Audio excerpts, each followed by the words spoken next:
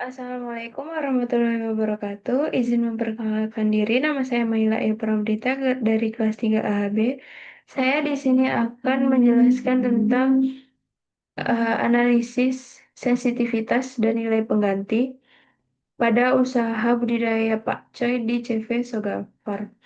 Nah, yang pertama yaitu kita harus membuat mengisi membuat tabel seperti yang sebelumnya, yaitu tabel kriteria investasi di sebelahnya. Nah, kita di sini memilih yang mana yang akan kita ganti atau kita analisis sensitivitasnya. Saya di sini mengambil bibit pakcoy dan nutrisi organik karena di sini presentasinya yang paling besar yaitu bibit pakcoy dan nutrisi organik. Nah, kemudian juga saya mengambil jumlah panen dan harga panen untuk analisis sensitivitasnya. Nah, caranya yaitu kita memasukkan harga yang sudah tertera di samping sini, kita pindahkan ke sini.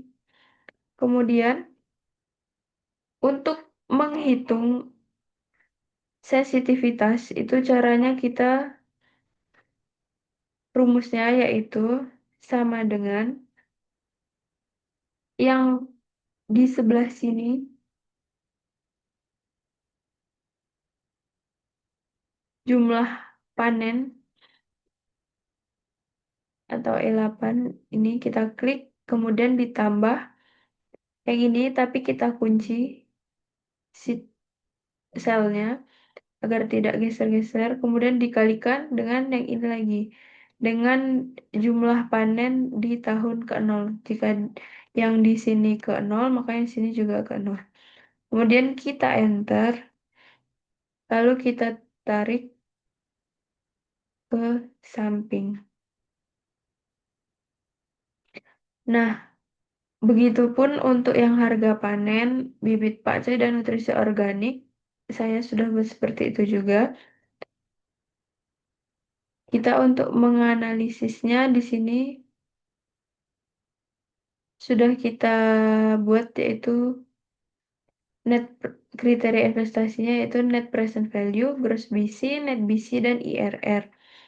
Nah, usaha itu akan layak jika nantinya misalnya saya rubah jumlah panennya, saya turunkan menjadi diminuskan 30%. Nah, jika nanti hasilnya di sini akan lebih dari 30%, maka variabel tersebut sensitif terhadap usaha tersebut. Nah, maka kita coba di sini jumlah panen, harga panennya kita ganti menjadi 30 minus 30%. Maka yang akan terjadi yaitu net present value-nya berubah menjadi 3.176.153 dari yang sebelumnya, yaitu 17.805.327 rupiah. Nah, ini cukup signifikan ya. Kemudian gross BC-nya menjadi 1,12, net BC-nya menjadi 3,72, IRR-nya menjadi 95%, dan payback period-nya menjadi 3,9 tahun. Nah, kemudian kita pindahkan ke sini yang di sana tadi. Caranya itu sama dengan net present value-nya. Kita pindahkan. Sama yang gross BC dan net BC, IRR-nya juga kita pindahkan ke sini. Nah, ini cara menghitung dapat berapa persennya, yaitu yang baru, kondisi yang baru kita kurangi dengan kondisi yang lama dibagi dengan kondisi yang lama atau kondisi normal. Nah, kemudian di depannya harus kita tambahkan tanda negatif agar hasilnya menjadi positif ya. Didapatkan 80%, terus untuk gross bisa 30%, ini kita tarik saja seperti ini, maka akan dapatkan ini nilainya 30%, net BC-nya 75%, IRR-nya 76%. Hal ini menunjukkan perubahan yaitu lebih besar dari yang saya buat tadi 30%, maka variabel ini dinilai sensitif. Nah, untuk yang selanjutnya, kita akan coba untuk yang bibitnya. Ini kita ganti ke 0 dulu.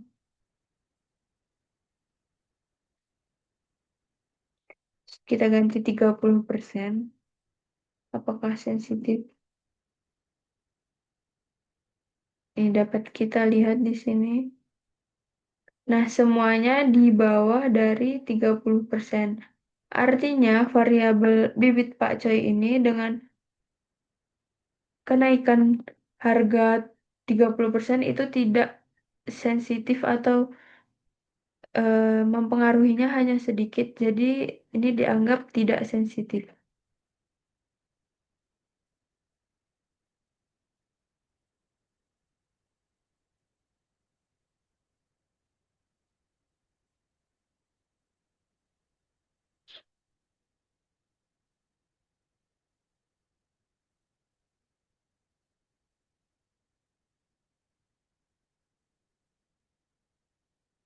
Ini artinya variabel ini tidak sensitif.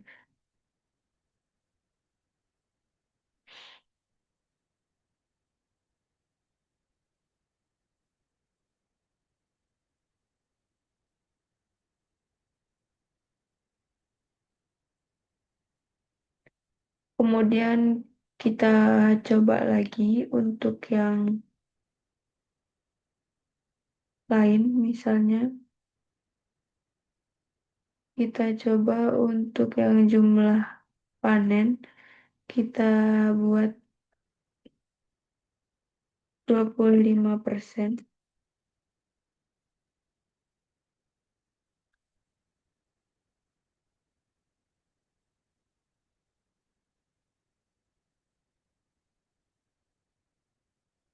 Nah, ini semuanya ini belum saya ganti ya. Ini kan tadi kita ganti 25%, berarti harusnya di sini 25%. Maka semuanya ini lebih besar dari 25%. Artinya variabel ini juga sensitif, yaitu jumlah panen. Apabila jumlah panennya menurun 25%, maka akan sangat mempengaruhi usaha tersebut.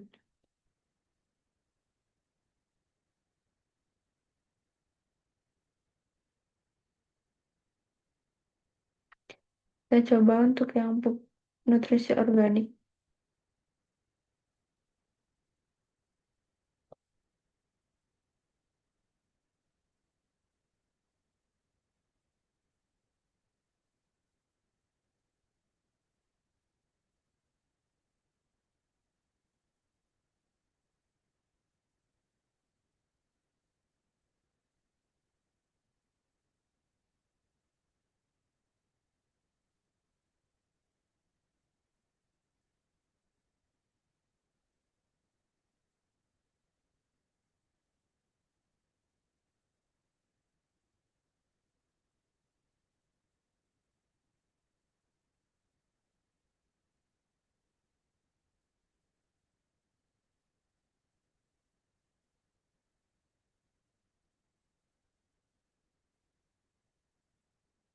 Nah, untuk yang nutrisi organik kita ganti 30%. Kita lihat di sini. Nah, semuanya di bawah 30% berarti artinya variabel ini tidak sensitif terhadap perubahan yang ada, yaitu kenaikan harga nutrisi organik sejumlah 30% itu tidak terlalu mempengaruhi usaha tersebut. Nah, kemudian untuk menghitung titik impas dari usaha tersebut, yaitu kita untuk menentukan berapa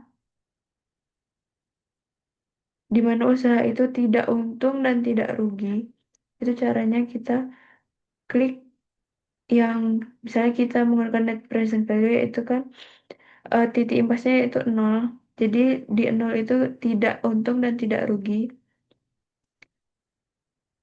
Maka kita klik net present value, kemudian kita klik data, kemudian kita klik what if analysis, terus goal seek, kita isi, kita ingin net present value-nya itu berubah menjadi nol dengan mengganti persentase di kita misalkan di harga panen.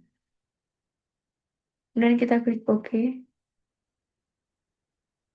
Maka didapatkan hasil minus 37%. Jadi jika usaha tersebut berada di antara titik yang tidak rugi dan tidak untung itu ketika harga panen itu menurun 37%. Jadi di sini kita buat 37%. Nah, jadi usaha tersebut akan mendapatkan tidak mendapatkan keuntungan juga tidak rugi apabila harga panen ini menurun sejumlah 37%. Nah, itu berada di titik impasnya. Jadi dari sini dapat kita simpulkan bahwa variabel-variabel yang sensitif terhadap usaha ini yaitu jumlah panen dan harga panen.